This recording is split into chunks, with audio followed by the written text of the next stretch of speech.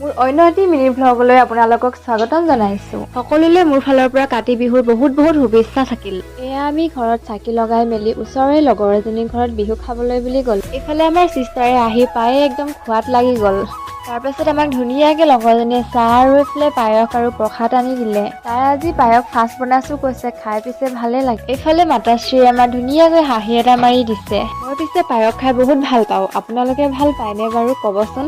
এইফালে চাহ তাহ খাই মেলি আকৌ তামোলত ধৰিলো। তামোল মোৰ প্ৰায় খোৱাই হয়। এইফালে আকৌ তাৰ বাৰ্থডে বুলি লগৰজনে তাৰ কাৰণে গিফ্ট লৈ আহিছে। গিফ্টনো কি চকলেট আৰু ললিপপ। চকলেট এটা দে বোলো আমাকো খাওঁ, তাকে তাক জোকাই আছো। এইফালে কল্পদাৰ ইমানেই ঠাণ্ডা লাগিছে, তাৰ আকৌ জেকেট পিন্ধিবলৈ হ'লেই। বাৰ্থডে বয় কি ধুনীয়া পোষ্ট এটা দিছে নহয়। এইফালে মাহঁতে ৰাতিখন বেগ জোকাই কলৈ যায় বাৰু। এইফালে মোৰ পাৰ্চেল এটা আহিল, তাকে আনবক্সিং কৰি দেখাও বোলো আপোনালোকৰ আগত। কিনো আহিছে, এযোৰ চেলোৱাৰ চুট আহিছিলে, তাকে ফটোখন চাইডত লগাই দিছো বাৰু।